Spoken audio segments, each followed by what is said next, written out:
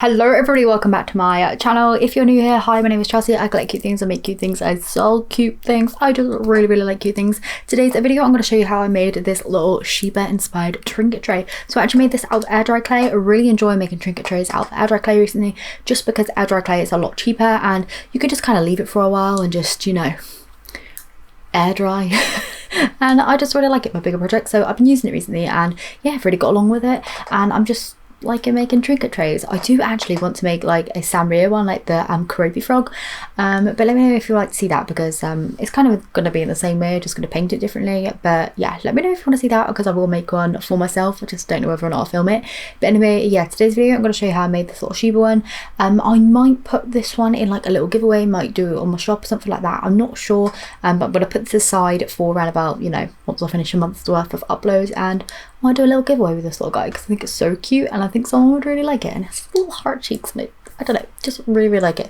So anyway, yeah, I hope you enjoy today's video. If you do recreate this, then be sure to tag me on Instagram, as I'd love to see your posts. And yeah, just gonna get straight on into the DIY. So like I mentioned in the intro, I actually made this from air dry clay. I really get along with that recently. This one here is the Fimo one. I'll leave the exact one down in the link down below.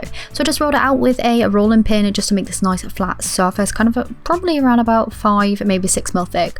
I then just shaped it out using a dotting tool and just like did a rough kind of, you know, sketch, almost like an indentation in it, and then I just chopped off any of the excess clay.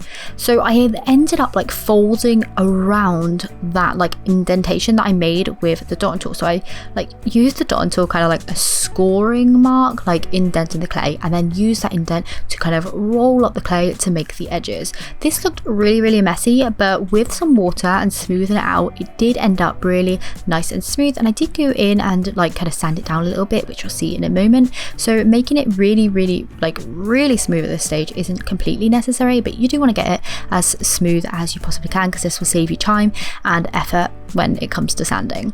So as you can see here, this is what the final piece looked like after I smoothed it out with my fingers and everything like that, and I left it to dry for around about a week actually, not intentionally. It probably only took like 1 to 2 days, but I got busy with other things, so I left mine for a week.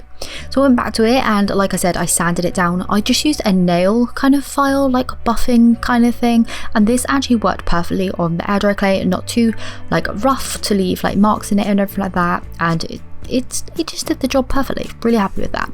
So once I had it all sanded down and as smooth as I felt like I could get it, I then went ahead and painted the whole piece. So I painted it with acrylic paint. I put on 2 kind of thin layers just to build them up, because I didn't want to put one thick layer so it'll peel off. I just wanted to put some thin layers so that, you know, it was less likely to peel off.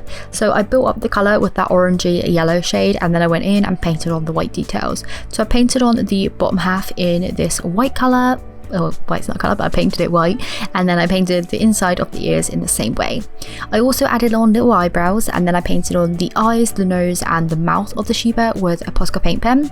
I did this because I'm crazy like bad with painting on little details, and Posca paint pens really helped me out. So I then painted on some heart-shaped blush. I thought that would be adorable with some pink acrylic, and then I added some highlight to the eyes using a Posca paint pen.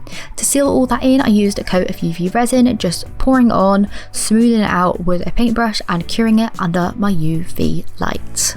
And that is the end of the DIY part. So this is obviously what the Shiba trinket tray has turned out like. It will just sit flat on a desk, and you could put whatever you want to put in it.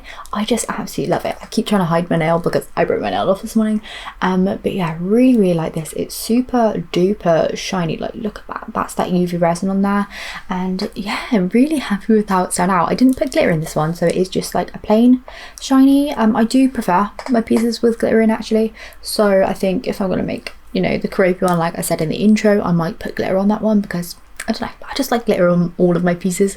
So yeah, thanks so much for joining me today. If you did enjoy this video, then please do give it a thumbs up, and I'll see you very soon for another video.